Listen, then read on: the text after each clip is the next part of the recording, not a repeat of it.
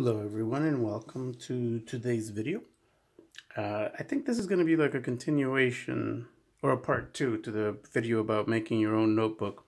In that video we used bookbinding glue to kind of make it look like a book. Here we're going to be using spiral binding for the spine, and the reason why I like making these types of notebooks is these do allow you to repurpose things, right? So, for example, this used to be a shoebox for some Adidas shoes. I thought it would be a good idea. This was if you're a fan, can of some of the most delicious beer, Hefeweizen. This was a vinyl cover that didn't quite fit to be able to just make one, but I liked the scenery so that I could still use it. You can make them out of postcards or just a good looking piece of memorabilia. I remember I got this when I went to see the premiere of this movie, and it was one of the worst movies I've ever seen. But the memory is good. So in the last video, I showed you guys that you could potentially use the back of the vinyl sleeve for something else. In this case, you could totally cut it up in whatever way you wanted to turn it into a notebook. And the great thing about the spiral is that you could do something small and still get the most use out of it because of how it opens up, basically, how it will open completely. So even if you're working with a small piece, you're still able to use, make the most of that paper. It just depends on the purpose. You know, the fact that it opens up completely is actually another great thing, is, you know, for example, for sketching notebooks, or if you are holding something, small, like something the size of a postcard, you know, you'll get the most out of it if it flips all the way. So yeah, it allows for different sizes. It really gives you a little more flexibility when you want to make a notebook. So what you're going to need, so the first thing is, let's get these examples out of the way. The first thing you're going to need is, what are you going to use for your notebook, right? For example, so I have the memorabilia, I have a postcard, I have the back of this vinyl sleeve, and I have a box that I really like from one of my favorite rums in the world. Obviously, I drank the wine, the rum, but I like the box and I didn't want it to go to waste, so I've been hanging on to it, thinking about what I can do with it. And honestly, you cut this and you cut this and you have perfectly sized already. It would just be about the binding and for the spiral binding here on the side, but it's a really good size for a notebook, so that's a perfect example of that. I mean, hell, you could even use the side if, for example, you wanted a notebook that was long ways, that would open up too. So you could do that. It just depends, right? So part of the whole repurposing is, what if you did a type of notebook like this one, where the paper would have allowed certain parts to be cut off, or what if you're working with some very large paper where you're going to end up with pieces that you're not using. So how do you repurpose those pieces? That type of thing. So because we want to kind of have a basic one, we're going to use regular paper, and we're going to go based on that. So that's the next thing you'll need, right? The type of paper of choice, right? So in this case, like I said, I'm just using regular paper that I'll cut in half, and I'll measure based on that and where I'll use it. So in this case, for example, you can see that I have the option of starting at the top, or just, I'm thinking I'm just going to use the text here because it seems to fit perfectly within the text. So I'll do that. So let's get these other parts out of the way.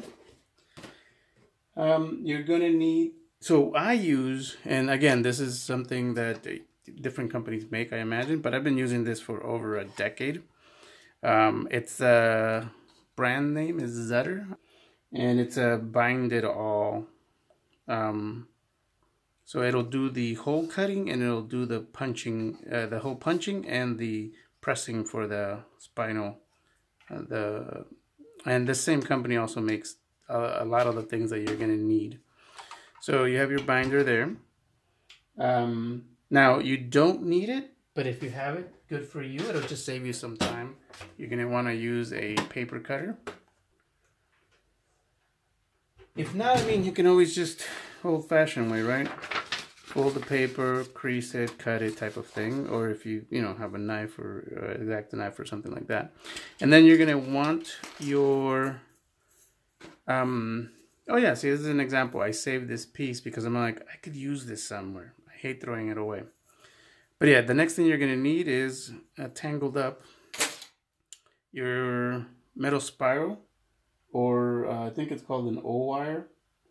So it just depends, right? So I have two options here. I have a much thicker one, depending on the size of the notebook that you're making, how thick it's going to be, or a smaller one. So we'll just see which one we end up using. And yeah, so the front end and the back end of your notebook, your tool that you're going to use, your paper cutter if you want one, and your paper itself. Okay, so the first thing we'll want to do then, and let's get to cutting. So we'll just cut the paper in half and begin the time lapse.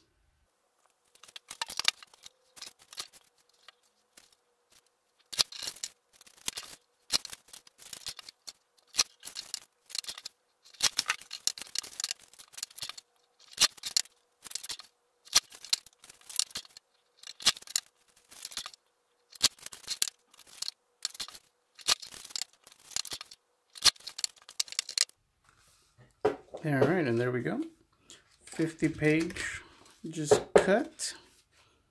Okay, next thing we're going to want to do is we're going to want to cut our cover. So first things first. Oh, so this one needs a little cutting just because it doesn't fit. So I already know I'm not going to use the end up here, so that you don't have to be as cautious with cutting.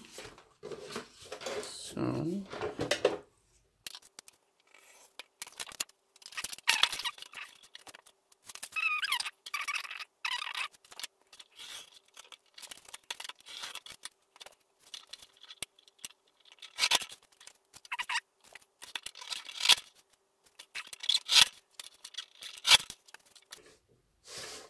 remember, measure twice, cut once.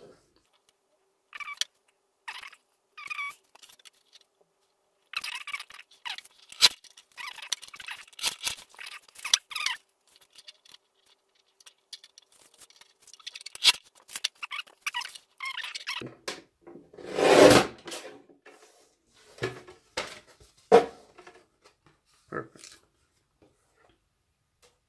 Now there is one more tool that you could use if you wanted to be a little extra. That tool is this one, the X-Acto round corner cutter. So for example, the way this works is, say you had a corner and you wanted to make this notebook just a little bit rounded off. So you would do that in all the corners, and then you would also do that in the corner of your papers. That's why I say it's extra, because you're then going to have to do all your corners, but it'll line up perfectly and it'll look really nice. For today's notebook, we will not be rounding out the corners, but it's a very cool ad. It just adds so much to it. X-Acto round corner cutter. I think they have different styles, but this is the one that I have. Okay, now that we have our paper and our front and back, I think this is going to be the front. I like the way that looks, so when I open it, yeah. All right, we're done with our paper cutter.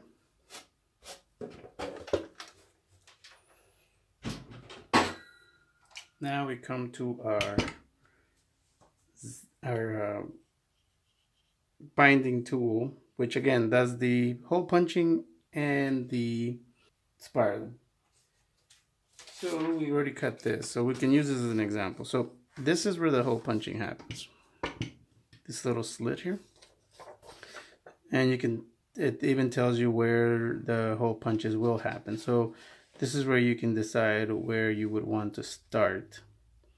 Normally I just take it all the way to the edge, so that way every paper will have the exact same start. And all you do, well, first of all, set it up. It has this little thing in the back, stability. So you set up your line and then you would just press down. What it does, cuts these out for you. Then you would have this little thing here at the end that lets you fit, and you can see it lets you fit it's like a little peg. So these little guys will fit perfectly in there. So you use that as a marker. Your I would say second one you would put in there, and it helps mark so that all the other ones are evenly lined up. So it maintains the distancing. And you do it again to where you want your end to be. So because you gave yourself this much space, I would suggest you do the same over there. Line it up, put in the peg, make sure it's straight. And there you go. So in this case, I would think maybe you could have moved it a little, but no, it's fine. So that's how you would use it. The cool thing is that this stores all those little things in here, little punches that were, or holes that were punched, are stored in here, so that when you're ready to throw it out, you would just empty it out. So, but it keeps in there for you. And the other good thing is that it's pretty strong, so you don't do one page at a time, you do quite a few. All right, time lapse.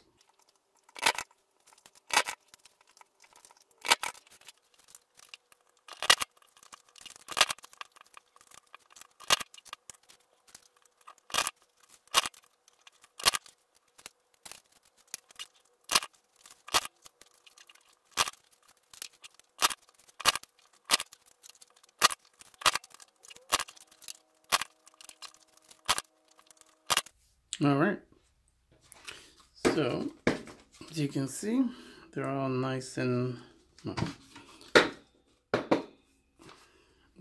lined up, so that spinal will fit perfectly. And yes, you could potentially buy a more industrial size one, but for home use, yeah, you're fine. Now we just need to do our covers. Same way, right? So we know this is going to be it, so line them up. This is not something you would do individually, you can just do them both.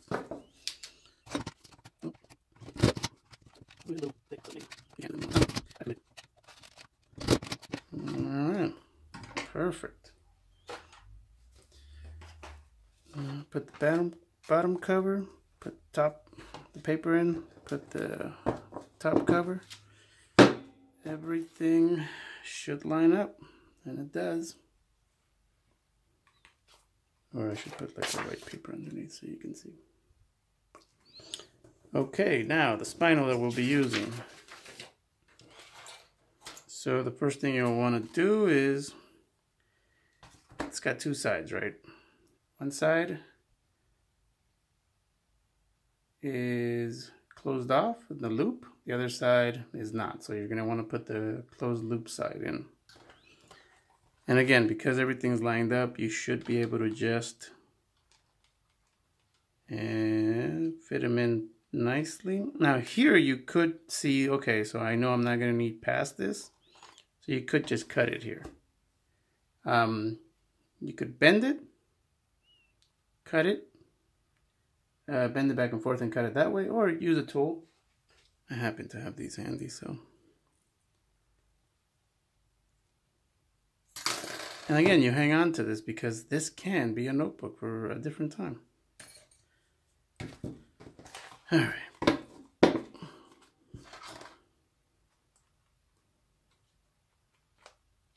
There we go. Make it pass. Make it pass. And it didn't grab them all because I wasn't paying attention. There we go. If it comes out on the other side, it's got every page inside. Boom. That is the almost last step. Now you go back to here. Now, yes, you could just push these together yourself and it'll bind it. But why when you have a binder? So the other thing that this does is that when you press down, you see this? Presses in. So whatever's in between will get closed off. Here, there's measurements to show you how far you should put it. Now, I don't recall, so we're just going to wing it. And yeah, so just put it in there, face down, and press down. And what it does is closes it for you. Just go down the line.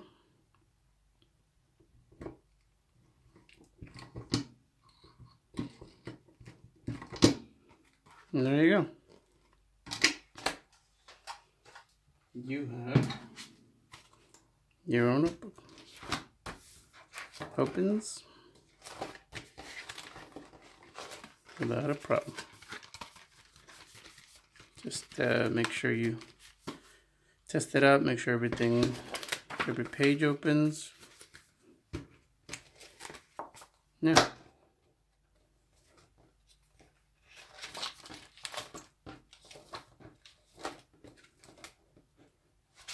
Cool. Thanks for watching, everybody. Hope you liked it. Maybe next time I'll make one where we go the extra mile and round off the corners. But yeah, there you go. Thanks for watching. Have a good one.